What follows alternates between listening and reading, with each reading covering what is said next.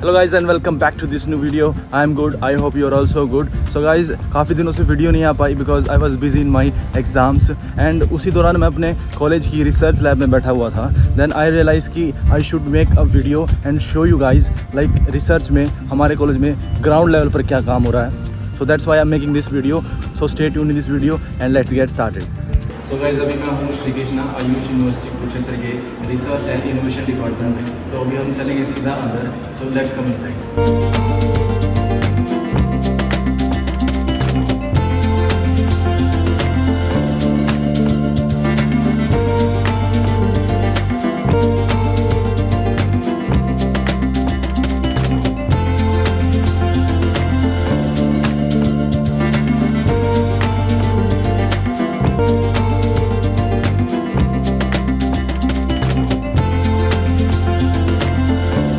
तो गाइज अभी हम हैं कॉलेज की रिसर्च लैब में और हमारे साथ हैं doctor Rajinikanth sir. He is the working scientist in research lab in this university. Sir सबसे पहले आपका टाइम देने के लिए बहुत बहुत शुक्रिया और आपका बहुत बहुत स्वागत है सर। Thank you. तो सर सबसे पहली चीज़ मैं जो आपसे पूछना चाहूँगा कि यहाँ यूनिवर्सिटी के अंडर हम रिसर्च कर रहे हैं, तो बेसिकली जो रिसर्च है वो आयुर्वेद में क्यों की जा रही है, नीड ऑफ द रिसर्च क्या है? देखिए, नीड ऑफ द रिसर्च के कई सारे पॉइंट्स हैं, मैं कुछ मेजर पॉइंट्स ही बताऊंगा। पहली चीज़ ये है कि हमारे जो लिटरेचर हैं वो 1000-2000 साल पुराने हैं। आज के समय में जब हम आयुर्वेद को बढ़ावा देने के लिए पूरे विश्व में चाह रहे हैं कि आयुर्वेद जन जन तक के पहुँचे, तो उन लोगों की जो क्वेरीज़ हैं, उनके जो क्वेश्चंस हैं, हमारे जो फॉर्मुलेशंस हैं उनको लेकर, तो उसको वैलिडेटेड रूप के अंदर, उसको एक डॉक्यूमेंटेड रूप में उन लोगों के सामने रखना, ताकि उन लोगों के अंदर भी इसकी स्वीकार्यता ज़्यादा से ज़्यादा बनाई जा सके। दूसरा, मुझे लगता है कि रिसर्च क्षेत्र के अंदर इस समय अलग अलग तरह की बीमारियां आ रही है, लेकिन पहले से ही आयुर्वेद के अंदर लक्षणों के आधार पर उनको ट्रीटमेंट के लिए बताया गया। तो repurposes of the classical medication in Ayurveda, मुझे लगता है ये एक बहुत बड़ा बर्निंग इशू है। एक ही जो औषधि है वो अलग अलग चीज़ों के अंदर उपयोग की जा रही है, तो किस अलग लक्षण के ऊपर वो सबसे ज़्यादा प्रभावी है, वो बिना रिसर्च के जानकारी नहीं ली जा सकती।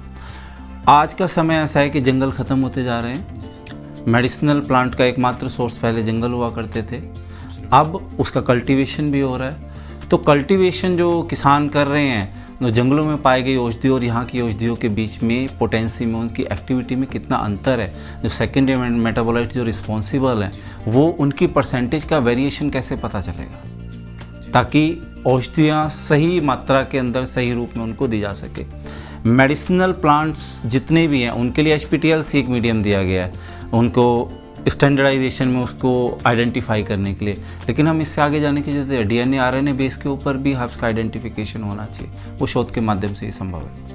ज़रूर सर। साथ ही साथ मैं एक और चीज़ पूछना चाहूँगा सर आपसे कि हमारे इंडिया में एक आयुर्वेद फील्ड में इंटेलेक्चुअल ग्रुप है जो ऐसा मानता है कि आयुर्वेद की संहिताओं में जो लिखा गया है आयुर्वेद आचार्यों ने, वो सही लिखा है और रिसर्च करके ही लिखा है, उसको एज इट इज़ फॉलो किया जाए।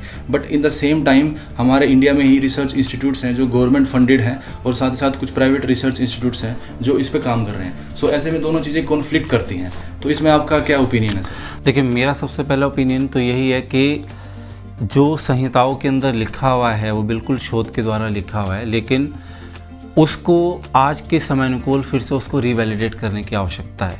आपको जन सामान्य के अंदर ये विश्वास दिलाने की आवश्यकता है कि जो उस समय लिखा गया था, जो क्लासिकल फार्मूलेशन बने थे, वो क्लासिकल फार्मूलेशन आज भी उपयोगी है।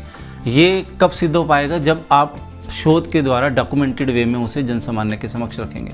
जैसे हमारे यहाँ एक प्रोजेक्ट चल रहा है, आपके यहाँ ये बोला जाता है कि पूर्वा नक्षत्र, कुछ नक्षत्रों के अंदर अगर औषधियों को तोड़ा जाएगा तो उसका बड़ा अच्छा प्रभाव मिलता है, और अगर उन्हीं औषधियों को किसी अन्य नक्षत्र में तोड़ा जाएगा तो अलग प्रभाव है। तो उसको वैलिडेट कैसे करेंगे? कैसे लोगों को इस चीज़ के लिए कह पाएंगे नहीं कि आप इस नक्षत्र के अंदर इस औषधियों को तोड़ो?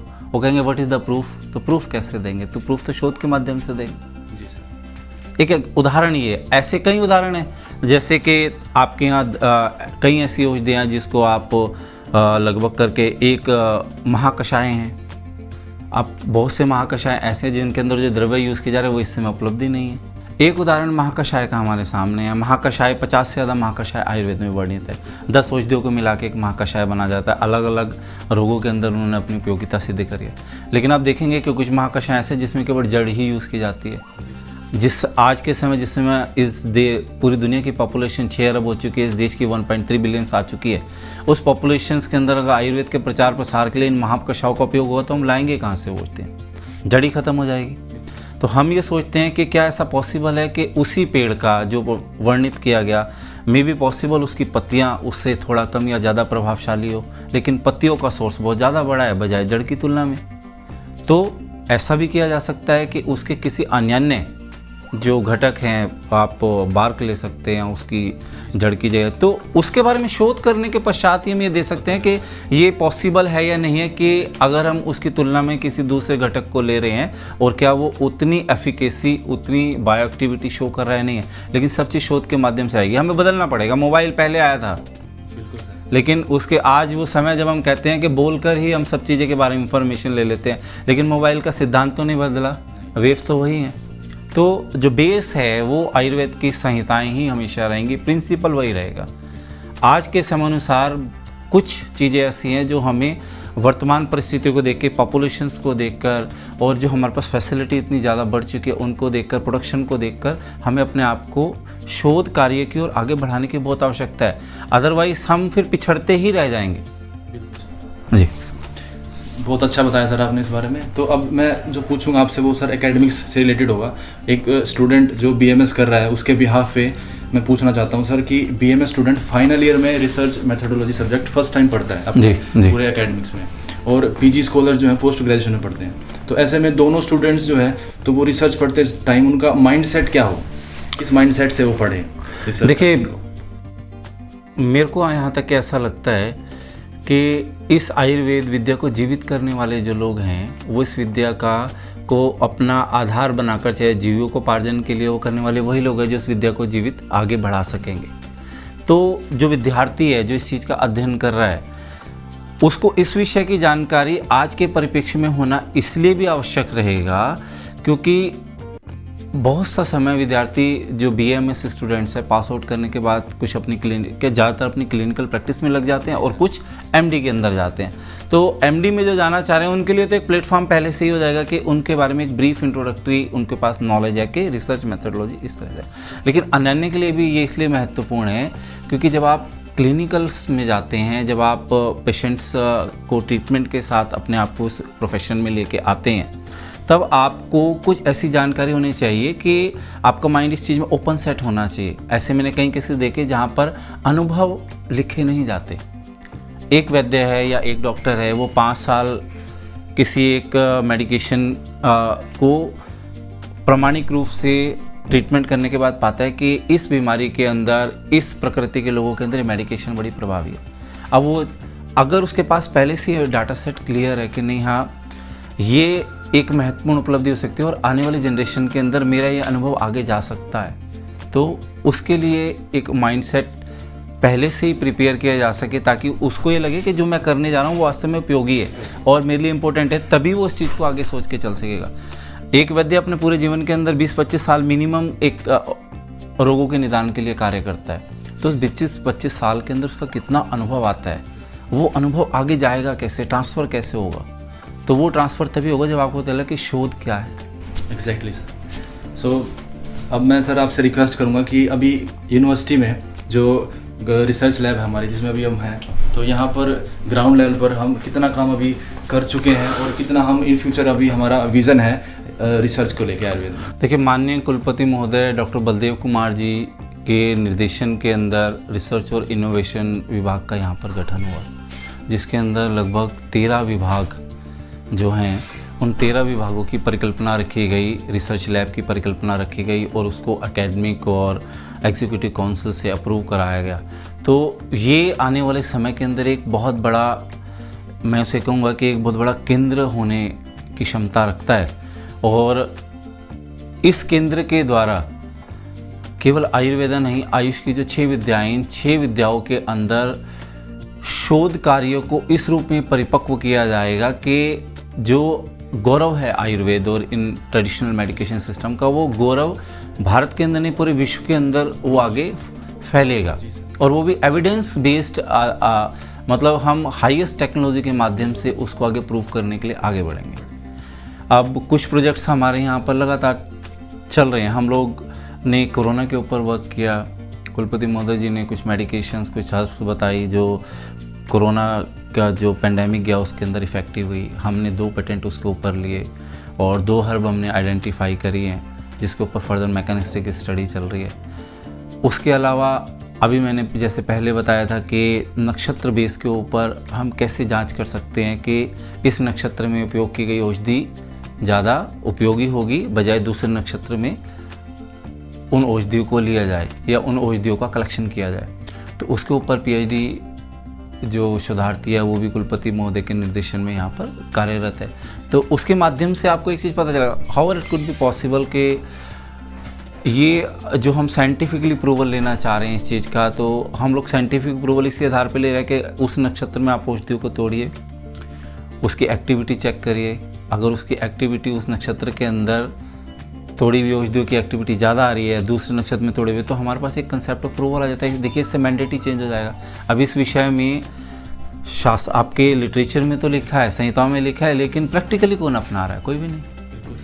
आपको पता नहीं जो कंपनियां वो तोड़ रही, अगर उनके सामने एक ऐसा डाटा सामने आएगा जो कहेगा नहीं भैया इस नक्षत्र के कालखंड के अंदर तोड़ने पर ही इसकी पोटेंसी 1.5 गुना बढ़ जाती है, तो तब वो सारे लोग इस दिशा की ओर सोचना चालू करेंगे कि क्यों नहीं उसी नक्षत्र में तोड़ा जाए। उसके अलावा हम जब कह रहे हैं कि रीपर्पसेस ऑफ द मेडिसिन, हमारे यहाँ पर बहुत सी ऐसी औषधियाँ हैं जो कुछ चिकित्सकों ने अनुभव करी, वैद्यों ने अनुभव करी कि नहीं ये इस बीमारी में नहीं इस बीमारी में भी उपयोगी है, लेकिन उसकी उपयोगिता कितनी ज़्यादा प्रभावी है उसके विषय में जानकारी नहीं है। तो रीपर्पसेस ऑफ द क्लासिकल मेडिकेशन, उसके बेस के ऊपर हमने काम करना चालू किया।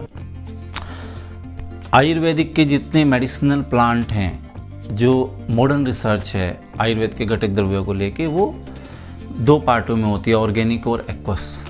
तो हम लोगों ने यहाँ पर ऑर्गेनिक और एक्वस का एक्सट्रैक्ट बैंक का मेडिसिनल हर्ब का विकसित किया है। 100-150 करीबन जो हमारे पास हर्ब्स आती हैं, हम उसको अपने सिस्टम में ड्राई करके उसका एक्सट्रैक्ट निकाल के रखते हैं। इसी तरह से हम फॉर्मुलेशन का भी एक्सट्रैक्ट अपने पास रख रहे हैं। तो फ्यूचर में जब हम रीपर्पसेस की बात करते हैं तो हमें फिर उसको कलेक्ट करने की ज़रूरत नहीं है। और दूसरी चीज़, जो स्टूडेंट्स, जो बच्चे शोधार्थी इसमें काम करना चाहते हैं, तो उनके लिए भी एक प्लेटफॉर्म दे रहे हैं कि नहीं, we have the bank and use that bank for your own purposes. एक हम लोगों का बड़ा अच्छा कार्य चल रहा है प्रकृति बेस्ड नाड़ी परीक्षा के ऊपर, डॉक्टर मनीष इसके ऊपर काम कर रहे हैं कि हम ऐसे इलेक्ट्रोमेडिकल चीपर सिस्टम बनाने की ओर सोच रहे हैं, उसमें दिशा में आगे बढ़ रहे हैं कि जिसके माध्यम से प्रकृति दोष को इलेक्ट्रोमेडिकल वे के थ्रू हम फाइंड आउट कर सकें। 2-3 उपकरण बने हुए हैं लेकिन महंगे हैं, तो हम चाहते हैं कि चीपर वर्जन हमारे द्वारा बने और उसमें जो कमियां हैं वो भी दूर की जा सके। तो लगभग करके 9 एक प्रोजेक्ट्स हमारे यहाँ पे चल रहे हैं और हम लोगों ने अभी तक के तो 3 पेटेंट अप्लाई किए हैं, 5-6 पब्लिकेशन हमने, क्योंकि ओवरऑल लैब का इस्टेब्लिशमेंट भी एक बड़ा फैक्टर रहता है। बट एनी हाउ, तो जो हमारे कुलपति महोदय उनके जो सानिध्य है उसी के कारण इतना सब कुछ हम कर पाने में सक्षम भी हो सके। Sir again thank you very much sir, जो आपने इतना प्रीशियस टाइम निकाल के इतनी अच्छी तरीके से चीज़ों को एक्सप्लेन किया। और आई होप हमारे जो व्यूवर्स हैं उनको काफ़ी कुछ इस बारे में समझ में आएगा कि आयुर्वेद में रिसर्च की क्या ज़रूरत है, कैसे की जा सकती है, और जो श्री कृष्णा आयुष यूनिवर्सिटी है उसका जो रिसर्च है उसको लेके क्या विज़न है इन फ्यूचर। तो अभी हमारे साथ थे डॉक्टर रजनीकांत सर, जिन्होंने बहुत ही अच्छे से चीज़ों को एक्सप्लेन किया। तो अभी आपको कोई भी क्वेश्चन है, क्वेरी है, आई होप कि मोस्ट ऑफ क्वेरीज आपकी जो है वो क्लियर हो गई होंगी। If you in case any have query तो अभी आप कमेंट सेक्शन में कमेंट करके बता सकते हैं। तो अगर वीडियो अच्छा लगा तो लाइक शेयर सब्सक्राइब कीजिए और फिर हम मिलेंगे एक नई वीडियो में नई जगह पर। तो तब तक के लिए thank you very much, take care.